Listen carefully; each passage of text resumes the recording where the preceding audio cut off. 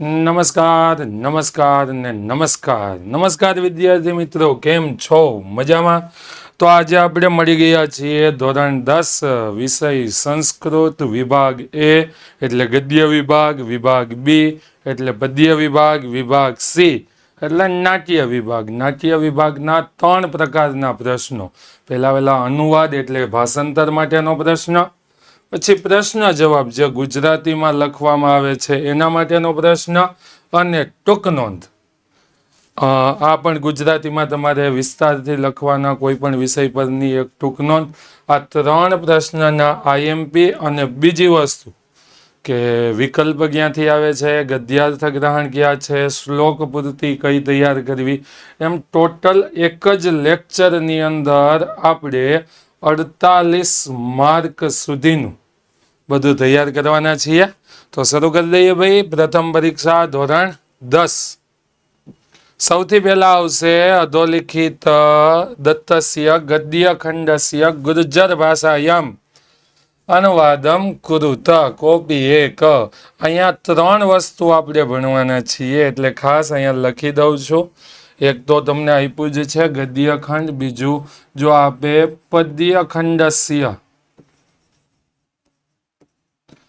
અને ત્રીજું નાટ્ય ખંડસ્ય.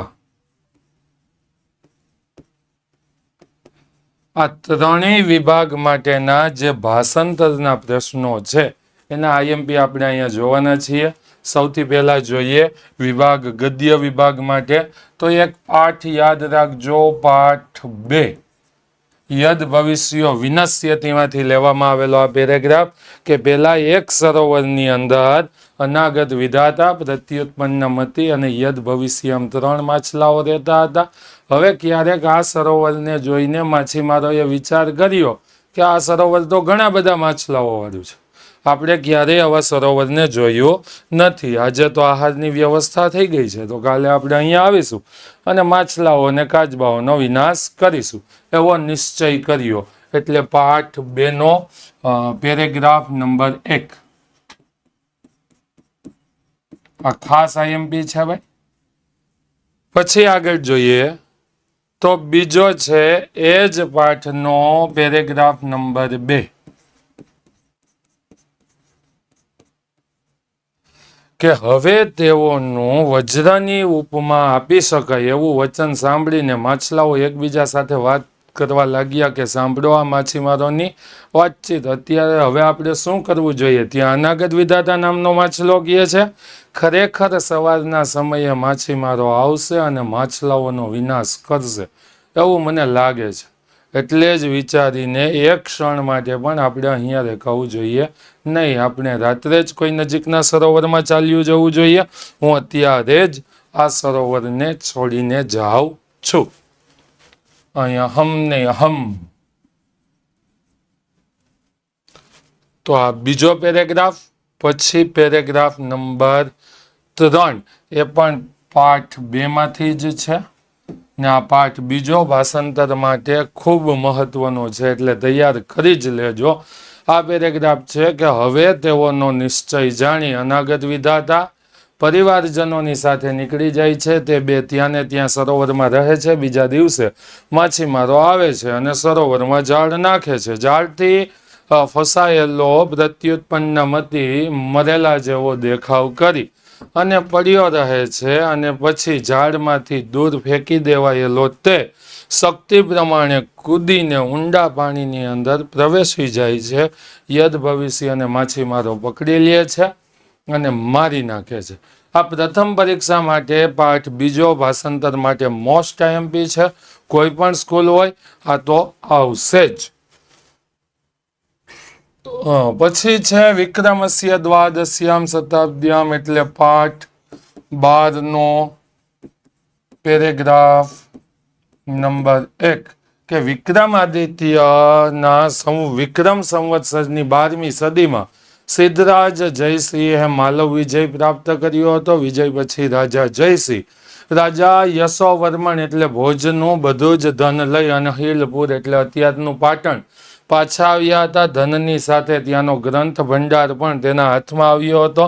આ ગ્રંથ ભંડારની અંદર ઘણા બધા અનુપમ ગ્રંથો હતા.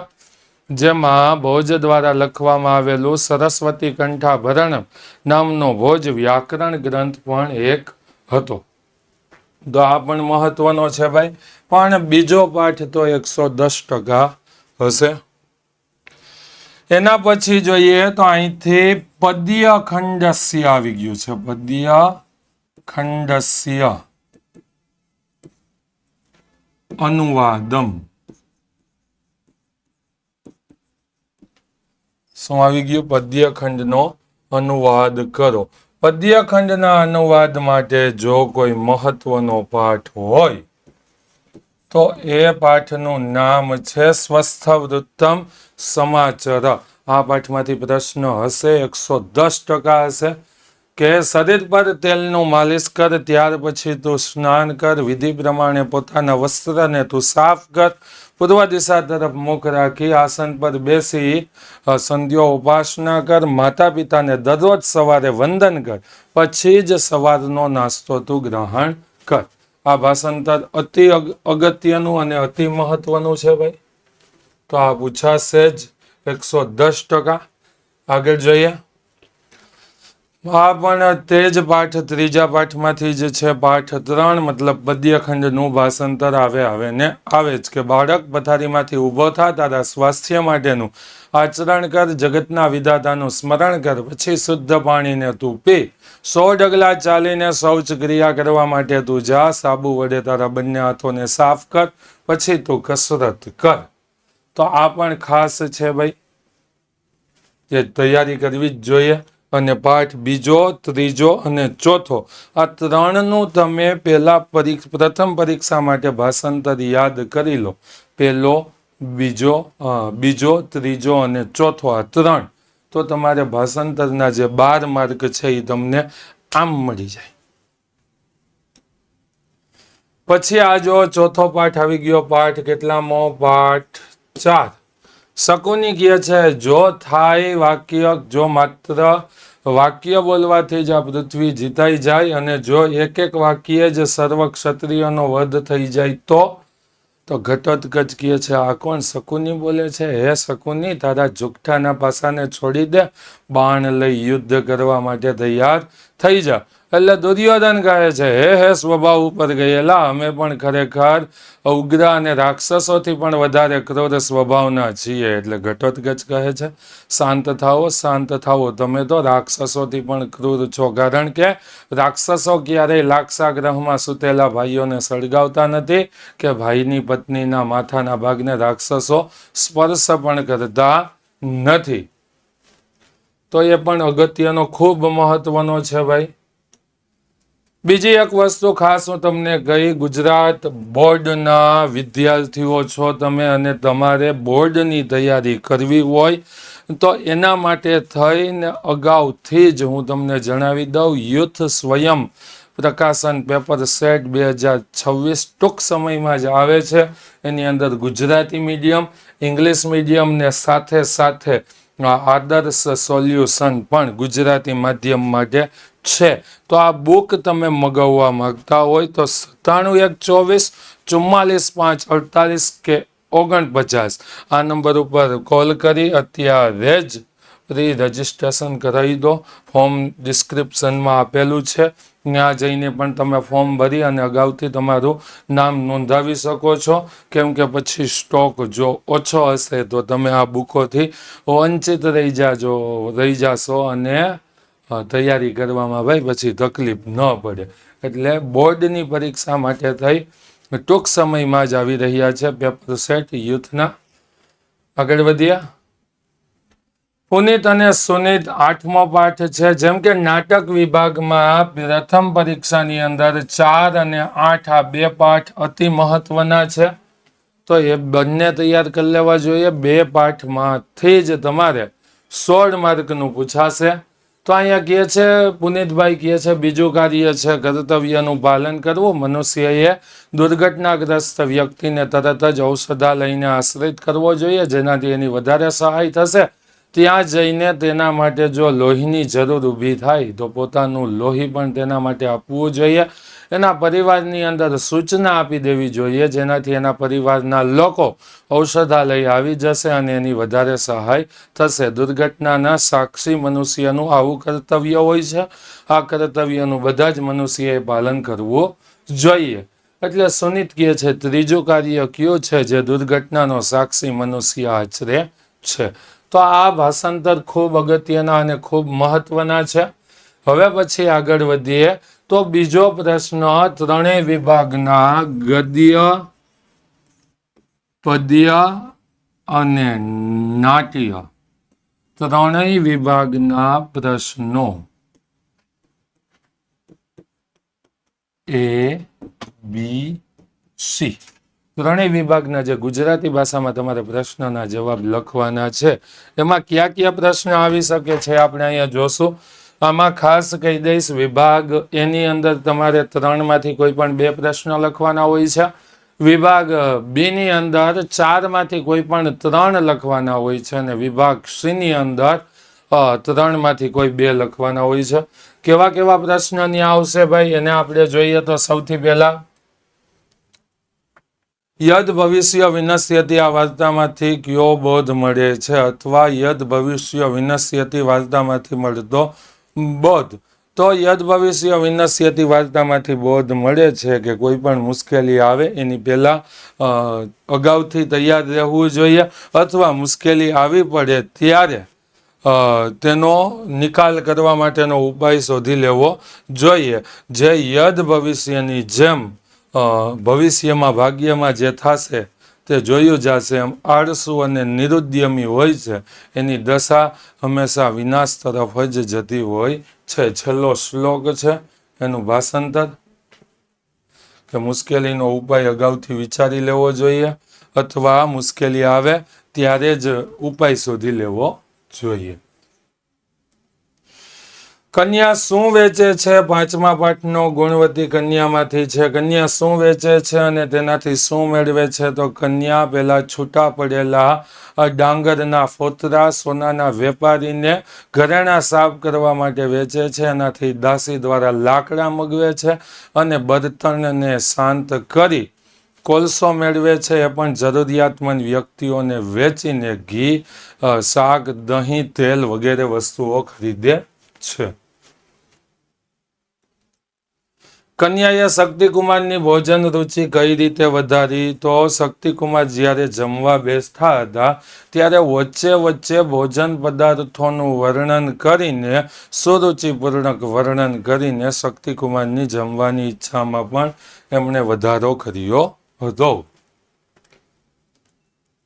સાચું સુખ મેળવવા માટે કોણ યોગ્ય નથી? ભાઈ 7 સ્ટાર. જે માણસ પોતાની શક્તિનું અતિક્રમણ કરીને સામાજિક વ્યવહાર કરે છે એ સામાજિક વ્યવહારના ભારને કારણે ડૂબી જાય છે અને ડૂબેલો માણસ ક્યારેય સુખમય સંસાર સમુદ્રમાં પહોંચી શકતો નથી, એટલે ક્યારેય સાચું સુખ મેળવી શકતો નથી.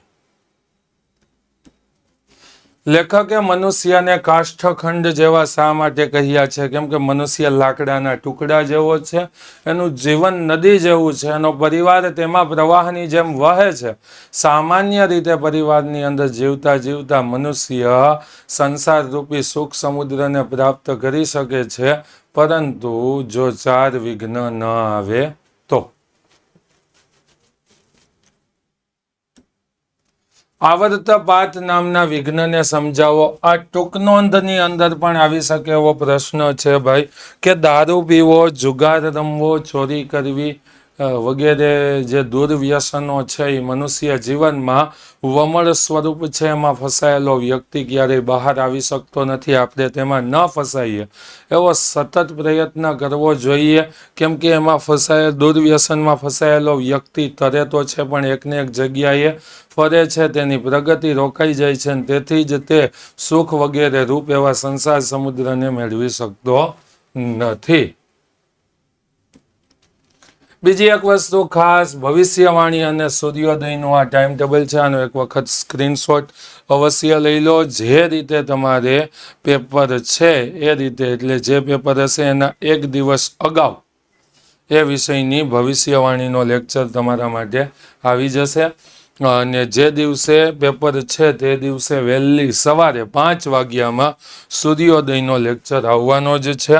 આપણે ભવિષ્યવાણી અને સૂર્યોદય સંસ્કૃત હિન્દી બંને વિષયના 9 તારીખે ભવિષ્યવાણી છે અને 10 તારીખે સૂર્યોદયનો લેક્ચર વહેલી સવારે 5 વાગે છે.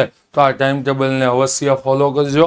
બીજી વસ્તુ હું તમને કહીશ ખાસ કે જો તમારે ટોપર બનવું છે, 10મા ધોરણના બોર્ડની અંદર તમારું નામ ગુજરાતમાં ગુંજે એવો તમારો વિચાર છે કે તમારે સૌથી સારામાં સારા માર્ક આવે એ વિચાર છે, તો વિદ્યાકુલ ગુજરાતી વિદ્યાકુલ ધોરણ 10 ટોપર ને વિદ્યાકુલ ગુજરાતી શોર્ટ્સ, આ 3 ચેનલ ત્રણને અત્યારે જ સબસ્ક્રાઈબ કરી લો. આમાંથી તમને સંપૂર્ણ તૈયારી પણ કરાવવામાં આવશે અને ટાઈમ ટેબલ સિક્કે બધી વસ્તુ કઈ રીતે પેપર લખવુંથી શરૂ કરી અને કેવું પેપર લખીને આવ્યા એના સોલ્યુશન લગીનનો તમામ પ્રકારની માહિતી આ 3 ચેનલમાં તમને મળી જશે. તો જો સબસ્ક્રાઈબ ન કરી હોય તો અત્યારે જ કરી દો. વધીએ આગળ આપણે. દુર્વાસાના જટાવલ્કલ કોના જેવા છે, શા માટે? તો દુર્વાસા મુનિના જટાવલ્કલ એક મુનિને છાજે તેવા લોકોને સાતા આપનાર નથી. સાતા એટલે તો કે શરણ આપનાર, મદદ કરનાર નથી. તે લોકોનો વિનાશ કરવા માટે ઝેરી ઝાડ જેવા બની ગયા છે. દુર્વાસા મુનિવેશની હારમાળા જેવી સદાચાર રહિત મનોવૃત્તિ અનુચિત થઈ ગઈ છે.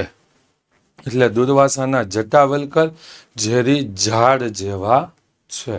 આ પણ અગત્યનો પ્રશ્ન છે, પણ આ પાઠનો એનાથી પણ અગત્યનો પ્રશ્ન આ 7 સ્ટારમાં ભાઈ આ પ્રસ્તાવનામાં બીજા પેરેગ્રાફમાં તમને જવાબ મળશે કે પિતામહ બ્રહ્માની સભામાં દુર્વાસા મુનિ સામવેદના મંત્રનું પઠન કરી રહ્યા હતા. ત્યારે કોઈ કારણથી અન્ય મુનિ સાથે ઝઘડી પડ્યા એટલે સામવેદના મંત્ર પઠનમાં ભૂલ થઈ ગઈ.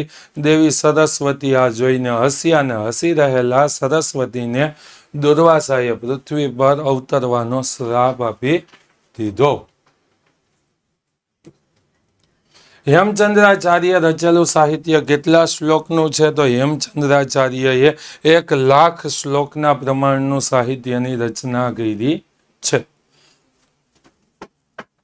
બીજી વસ્તુ, સંગઠિત રહેવા માટે જો અહીંથી વિભાગ બદલાય છે ભાઈ, શું થાય છે? વિભાગ બદલાય છે.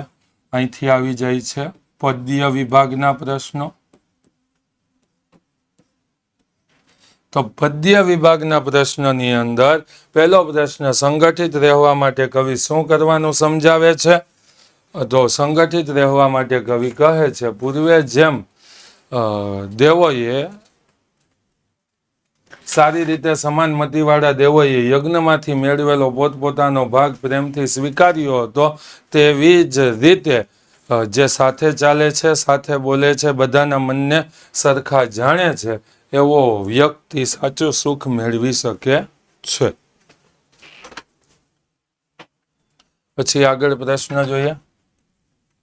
ઋષિ બધા માટે સિંહ આશા વ્યક્ત કરે છે. તો ઋષિ બધા માટે આશા વ્યક્ત કરે છે કે બધા સુખી થાઓ, બધા નિરોગી થાઓ, બધા જ કલ્યાણને જોવો, ક્યારેય કોઈને દુઃખ ન આવે કે દુઃખનો ભાગ ન આવે. ઋષિ સૂર્ય પાસે શાની યાચના કરે છે? હે દેવ સૂર્ય, વિશ્વના બધા જ દુર્ગુણોને દુષ્કૃત્યોને દૂર કરો અને જે કલ્યાણ છે તે અમને પ્રાપ્ત કરાવો.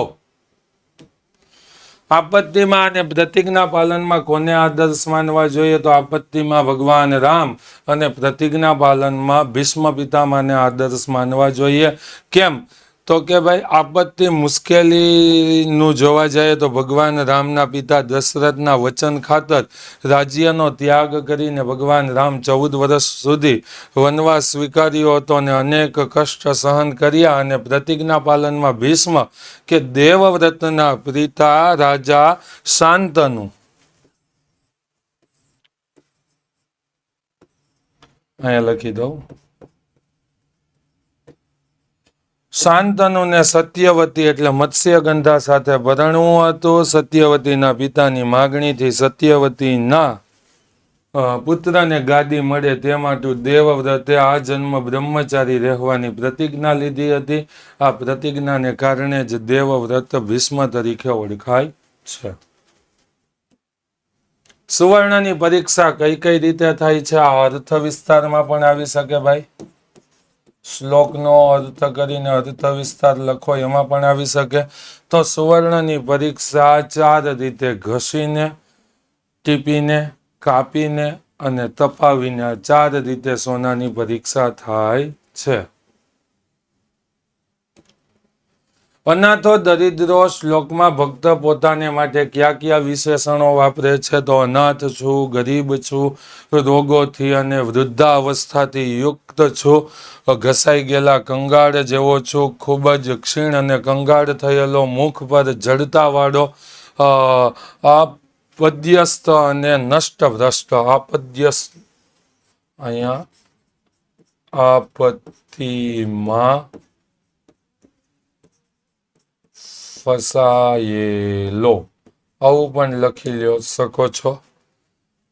કઈ કઈ પરિસ્થિતિમાં ભક્ત માતાને રક્ષણ કરવા માટે પ્રાર્થના કરે છે? તો વિવાદે, વિષાદે, પ્રમાદે, પ્રવાસે, જલે ચાનલે, પર્વતે, શત્રુ મધ્યે, અરણ્યે, શરણ્યે, સદા મામ પ્રપાહી, ગતિસ્ત્વમ ગતિસ્ત્વમ ત્વમેકા ભવાની. આવી બધી શ્લોકનું ભાષાંતર જ છે.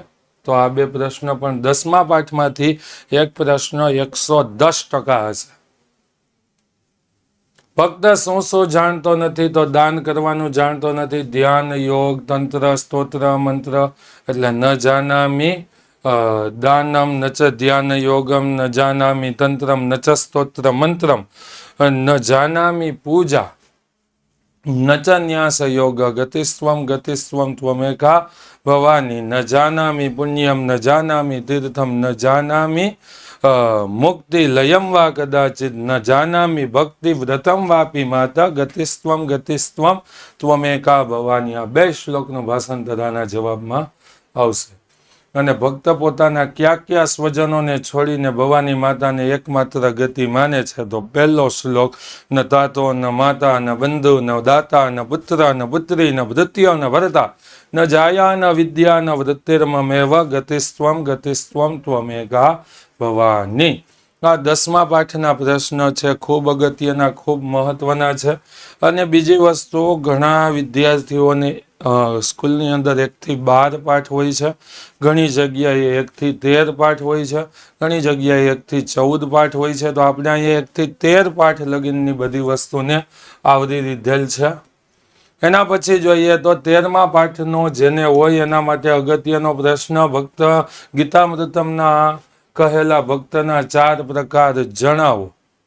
તો આર્તો, જિજ્ઞાસુ, અર્થાર્થી, જ્ઞાની ચ ભરતર્ષભ. આર્ત એટલે દુઃખી થયેલો, જિજ્ઞાસુ એટલે જાણવાની ઈચ્છાવાળો, અર્થાર્થી એટલે મેળવવાની ઈચ્છાવાળો, અને જ્ઞાની જેણે જ્ઞાન પ્રાપ્ત કર્યું છે તે. આ 4 પ્રકાર છે. અહીંથી હવે નાટ્ય વિભાગના પ્રશ્ન શરૂ થયા ભાઈ. કયા વિભાગના? નાટ્ય વિભાગ. તો નાટ્ય વિભાગની અંદર પહેલો અભિમન્યુનું મૃત્યુ થતા અર્જુને કરેલા વિલાપ વિશે લખો. તો યુદ્ધના મેદાનમાં અભિમન્યુનું મૃત્યુ પછી તેના પિતા અર્જુન વિલાપ કરતા કહે છે: હે પુત્ર અભિમન્યુ, હે પુત્ર યદુકુળના અંકુર, કુરુકુળના દીપક, તારી માતા મામા મને પણ છોડીને દાદાને જોવાની ઈચ્છાથી, એટલે કે પિતામહને મળવાની ઈચ્છાથી તું સ્વર્ગે સીધાવ્યો છો. ઘટોત્કચ દુર્યોધનને રાક્ષસથી પણ વધારે ક્રૂર શા માટે કહે છે? તો કે લાક્ષાગ્રહની અંદર સૂતેલા ભાઈઓને રાક્ષસો ક્યારેય સળગાવતા નથી, અને ભાઈની પત્નીના વાળને રાક્ષસો સ્પર્શ પણ કરતા નથી. દુર્યોધન વગેરે તો આવું બધું પણ કર્યું છે, તેથી તેને રાક્ષસથી પણ વધારે ક્રૂર કહે છે. બીજી એક વસ્તુ ખાસ, હજી સુધી ભાઈ જો તૈયારી ન થઈ હોય તો આપણી માસ્ટર બેચ આવી ગઈ છે, અને એ પણ ખાસ AI ટેકનોલોજીથી ભાઈ સુસજ્જ છે. તો જેને પણ હજી સુધી ન જોઈન કરી હોય ને જોઈન થવાની ઈચ્છા હોય એ 99 244 45 400 પર સંપર્ક કરી લે. વિદ્યાકુલ એપ ડાઉનલોડ કરે, એમાં આ કોડ AI500 નાખશો તો 500 રૂપિયાનું એમાં તમને ડિસ્કાઉન્ટ પણ મળી જવાનું છે.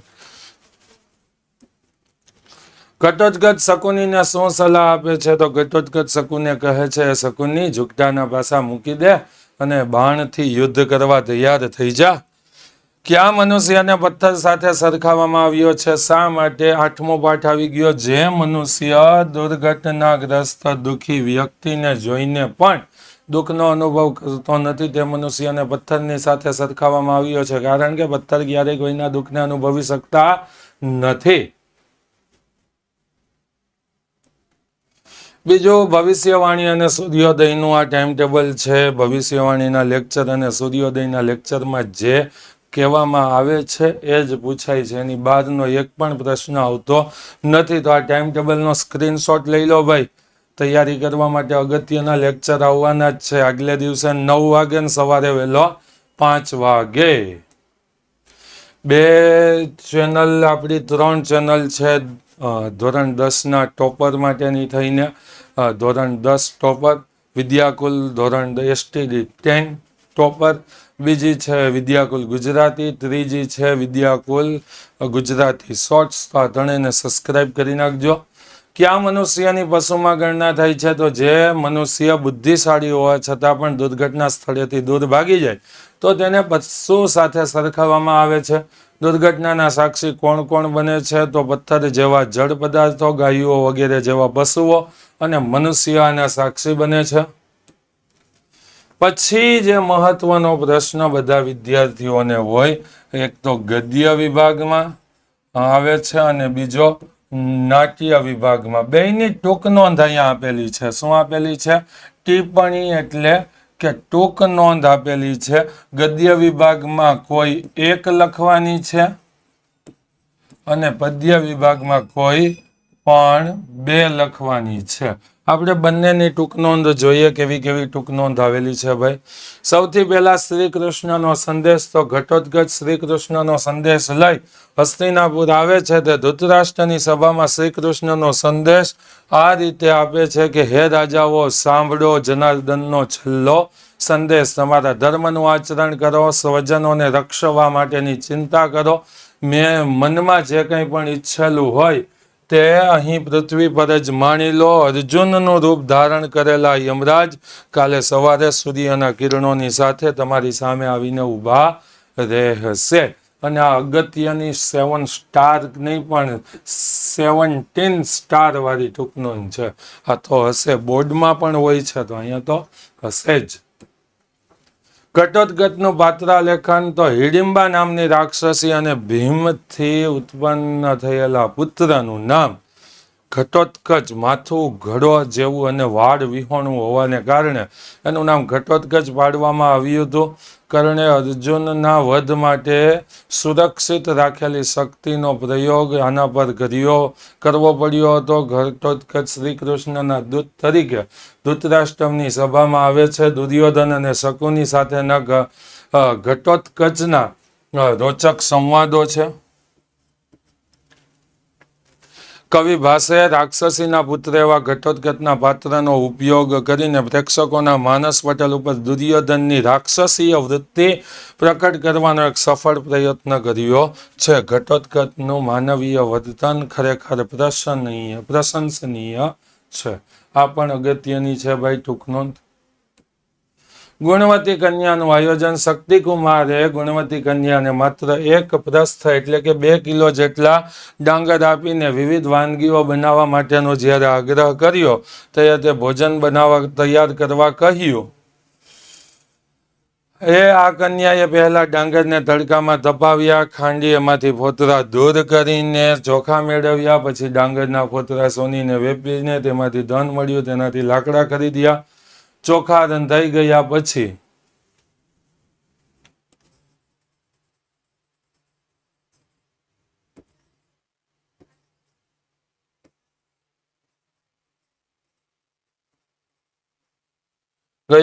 લાકડાને પાણીથી ઠારીને તેના કોલસા પણ જરૂરિયાતમંદ વ્યક્તિને વેચ્યું. એમાંથી જે ધન મળ્યું તેનાથી શાક, ઘી, દહીં, તેલ વગેરે ખરીદ્યા અને આમાંથી વિવિધ પ્રકારની વાનગીઓ તૈયાર કરી.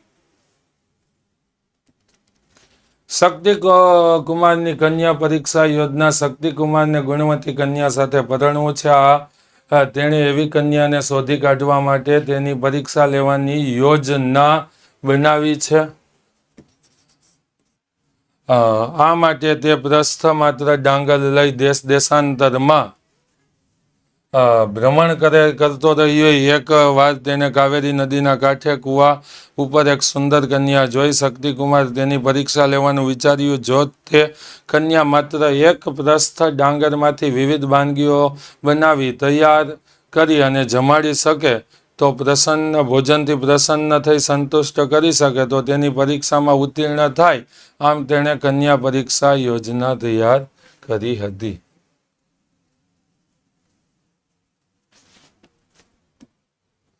બીજું હજી એક વખત હું ખાસ તમને યાદ કરાવી દઉં, પેપર સેટ માટેનું પ્રી બુકિંગ શરૂ થઈ ગયું છે. તો અત્યારે જ નીચે ડિસ્ક્રિપ્શનમાં ફોર્મ આપેલું છે, ભરી દેજો. અથવા 9712444548 અથવા 9712444549 પર ફોન કરી લેજો. મનુષ્ય જીવનમાં આવતા વિઘ્નો, છઠ્ઠા પાઠની ભાઈ ટૂંક નોંધ છે. 4 વિઘ્નને વિસ્તારથી તમારે સમજાવવાના છે.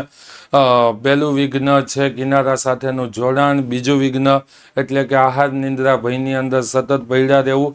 બીજું ભાર વધવાથી ડૂબી જવું, મતલબ સામાજિક વ્યવહાર કરવામાં ડૂબી જવું. ત્રીજું વિઘ્ન છે આવર્તપાત એટલે વમળમાં ફસાવું, દુર્વ્યસનોમાં ફસાવું. ને ચોથું વિઘ્ન છે નદીમાં પાણી સુકાવવું, મતલબ પરિવારથી વિખૂટા પડવું. એને તમારે અહીંયા વિસ્તારથી સમજાવવાનું છે. દુર્ઘટનાના સાક્ષી બનેલા માણસનું ત્રીજું કર્તવ્ય, તો દુર્ઘટનાના સાક્ષી મનુષ્યનું ત્રીજું કર્તવ્ય છે બોધ પ્રાપ્તિ. મનુષ્ય હંમેશા બોધ પ્રાપ્તિ માટે પ્રયત્ન કરતા રહેવું જોઈએ. એમાં પણ તમારે જે છેલ્લી પેરેગ્રાફ છે એનું ભાષાંતર લખવાનું છે. આપણે કોઈ દુર્ઘટનાના સાક્ષી બનીએ ત્યારે ભલે કર્તવ્યનું પાલન કરીએ, દુઃખનો અનુભવ કરીએ, પણ તે દુર્ઘટનામાંથી કંઈ બોધ પણ મેળવવો જોઈએ. અને બનેલા માણસનું ત્રીજું કર્તવ્ય આવે તો તે છેલ્લો પેરેગ્રાફ આવશે, પણ 3 કર્તવ્યો આવે. શું આવે? 3 કર્તવ્યો. તો 3 અહીંયા તમને લખેલા છે, એ ત્રણેય લખવા જોઈએ. સાક્ષીભૂત મનુષ્યનું પ્રથમ કર્તવ્ય, તો સાક્ષીભૂત મનુષ્યએ ઘણા પશુ પંખીઓ જેવા ચેતન પદાર્થો પણ એ બુદ્ધિ રહિત હોય છે, એટલે તે દુર્ઘટના સ્થળેથી ભાગી જાય છે. બીજા નંબર ઉપર પથ્થર જેવા જળ પદાર્થો તે કંઈ કરી શકતા નથી, પણ મનુષ્ય જો દુર્ઘટનાનો સાક્ષી થઈને કંઈ કરે નહીં, દુઃખ ન અનુભવે તો પથ્થર સમાન જ છે. દુર્ઘટનાના સાક્ષી મનુષ્યએ દુર્ઘટનાથી પીડાયેલા વ્યક્તિને જોઈને દુઃખનો અનુભવ અવશ્ય કરવો જ જોઈએ. એનાથી આગળ માણસનું બીજું કર્તવ્ય, ત્રીજું. આ ત્રણેય કર્તવ્ય મહત્વના છે, એટલે કે 8મા પાઠની અંદર આવેલા પ્રથમ, બીજું અને ત્રીજું આ ત્રણેય કર્તવ્યો યાદ કરી લેવા.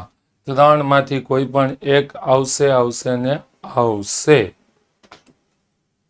બ્રહ્માનો દુર્વાસાને ઠપકો. દુર્વાસા મુનિએ દેવી સરસ્વતીને જ્યારે શ્રાપ આપ્યો, હર્ષચરિતમના પ્રથમ ઉચ્છ્વાસમાંથી લેવામાં આવેલા કવિવર બાણ ભટ્ટના જે હર્ષચરિતમ છે એમાં બ્રહ્માસા ઠપકો આપતા કહે છે કે સાધુઓ દ્વારા ચાલવામાં આવતો રસ્તો નથી જેના પર તું ચાલી રહ્યો છો.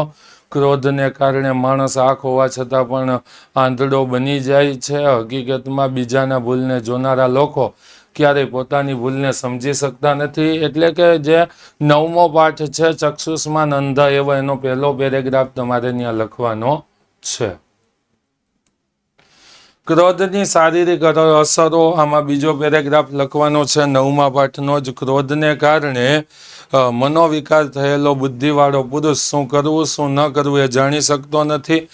ક્રોધી માણસની પહેલાં વિદ્યા અંધકારી થાય છે, પછી ઇન્દ્રિયો દ્વારા મન પર આક્રમણ કરવામાં આવે છે, ભમર ચડે છે, આંખ કંઈ જોઈને સમજી શકતી નથી, શરીરમાં પરસેવો વળે છે અને નીચેનો હોઠ ફફડવા લાગે છે. એ લખવાનું છે. હેમચંદ્રાચાર્યનો જન્મ અમદાવાદ જિલ્લાના ધંધોકા ગામમાં વિક્રમ સંવત્સર 1145ની કાર્તિકી પૂર્ણિમાના દિવસે થયો હતો. હેમચંદ્રાચાર્ય એ ત્યારના સમયમાં જેટલા પ્રકારની વિદ્યાશાખા હતી એ પ્રકારના તેણે અભ્યાસ કરેલો હતો. બાળપણમાં તેમનું નામ ચંગદેવ હતું. 8 વર્ષની વયે ખંભાત મુકામે તેણે દેવચંદ્ર સુરીજી પાસેથી દીક્ષા મેળવી હતી. ત્યાર પછી તે સોમચંદ્ર તરીકે જાણીતા બન્યા હતા. 21 વર્ષની વયે તેમણે આચાર્ય પદથી વિભૂષિત કરવામાં આવ્યા. ત્યાર પછી તે હેમચંદ્ર સુરી તરીકે ઓળખાવા લાગ્યા ને આવા વિશાળ જ્ઞાનની સમૃદ્ધતાને કારણે તેમને કલિકાલ સર્વજ્ઞનું બિરુદ મળેલું છે. આ વસ્તુ અગત્યની અને મહત્વની 12મા પાઠની પ્રસ્તાવનામાં તમને જોવા મળશે. ખાસ હજી એક વખત કહી દઉં, સ્ક્રીનશોટ લઈ લો. ભવિષ્યવાણી અને સૂર્યોદયના 2 લેક્ચર છે. જે વિષયનું પેપર હશે એના 1 દિવસ અગાઉ આ લેક્ચર તમારા માટે ભવિષ્યવાણીનો હશે. તે દિવસે સવારે વહેલા 5 વાગે સૂર્યોદયનો લેક્ચર હશે. 3 આપણી ચેનલ છે. વિદ્યાકુલ ગુજરાતી, વિદ્યાકુલ ધોરણ 10 ટોપર, વિદ્યાકુલ ગુજરાતી શોર્ટ્સ. ત્રણેયને સબસ્ક્રાઈબ કરી દો તો ધોરણ 10 માટેની તમામ માહિતી તમને આમાં મળી જશે. અને છેલ્લે અહીંયા આપણે વિભાગ એ, વિભાગ બી અને વિભાગ સી, જે આપણા 3 વિભાગ હતા, ગદ્ય, પદ્ય અને નાટ્ય, એના 3 પ્રકારના મોસ્ટ આઈએમપી પ્રશ્નો. કયા પ્રશ્નો? ભાષાંતર, ગુજરાતી પ્રશ્ન જવાબ અને ટૂંક નોંધ વિશે જોયું. હવે શ્લોક પૂર્તિ માટે સ્વાધ્યાયના શ્લોક અને MCQ એટલે કે વિકલ્પ પ્રશ્નો માટે પણ સ્વાધ્યાયના જ પ્રશ્નો તમારે તૈયાર કરવા જોઈએ. એમાંથી જ આવશે. તો અહીંયા સુધી એટલું. હવે પછી આપણે ફરી પાછા મળીશું કોઈ પણ બીજા સંસ્કૃત વિષયના લેક્ચર સાથે. ત્યાં સુધી વંદે માતરમ. ભારત માતા કી જય. જય ગરવી ગુજરાત. જયતુ સંસ્કૃતમ.